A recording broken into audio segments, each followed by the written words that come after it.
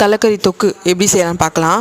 அதுக்கு வந்து ஒரு கடாயை வச்சு எண்ணெயை ஊற்றி தேவையான அளவு கிராம்பு, அதாவது 2 கிராம்பு, ஒரு ஏலக்காய், ஒரு பட்டை, இது போதுங்க. நிறைய இதுவும் சேர்த்துக்கணும்னு அவசியம் கிடையாது. மசாலா பொருள் இது வரைக்கும் போட்டு நல்லா வதக்கிட்டு அதுக்கப்புறமா தேவையான அளவு தொக்குக்கு தேவையான அளவு வெங்காயத்தை போட்டு நல்லா வதக்கிக்கணும். வெங்காயம் நல்லா வதங்கி வந்த உடனே அது ஏற்கனவே நம்ம வேக வச்சு வச்சுருந்தோம் தலைக்கறியை, இஞ்சி பூண்டு பேஸ்ட்டு போட்டு கொஞ்சம் தண்ணி ஊற்றி மஞ்சள் போட்டு வேக வச்சு வச்சுருந்தோம். இது வந்து தலைக்கறி சீக்கிரத்தில் கொஞ்சம் சாப்பிடவும் இதுவாக இருக்காது. அதனால் நல்லா விசில் வச்சு வைக்கணும்.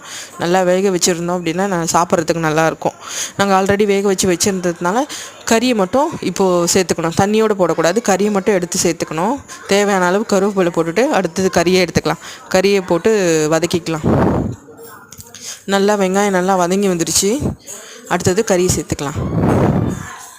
கறி மட்டும் தண்ணி ஊற்றிடக்கூடாது, வெறும் கறியை மட்டும் சேர்த்துக்கணும். நல்லா கறி சேர்த்த உடனே நல்லா வதக்கி எடுக்கணுங்க கொஞ்ச நேரம்.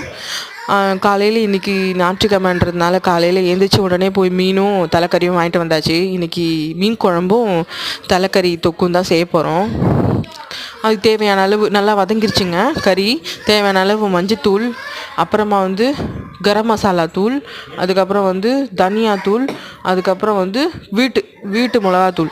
நாம் தேவையான அளவு காரம் எவ்வளோ தேவையோ அந்த அளவுக்கு வீட்டு மிளகாத்தூள் போட்டுக்கலாம்.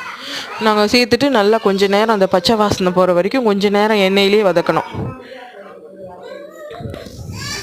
நல்லா வதக்கிக்கலாம்.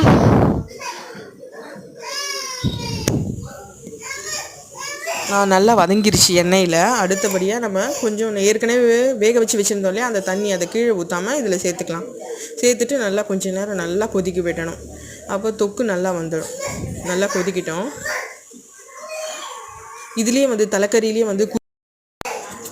வந்து தலைக்கறி குருமா, தலைக்கறி வறுவல், அப்புறம் வந்து தலைக்கறி தொக்கு, இந்த மாதிரி 3 விதமாகவும் செய்வோம். இன்றைக்கி தலைக்கறி தொக்கு தான் செஞ்சுருக்கோம். மற்ற ரெசிபியெல்லாம் இன்னொரு நாளைக்கு போட பார்க்குறேன் நான்.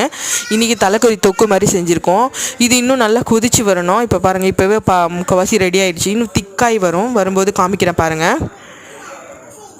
அவ்வளோதான், வேறு எந்த பொருளும் சேர்க்க வேண்டாம். இது சாப்பிடவே நல்லா கறி இது மாதிரி நம்ம ஆட்டுக்கறி எப்படி சாப்பிடுவோம் அது மாதிரி இருக்கும்.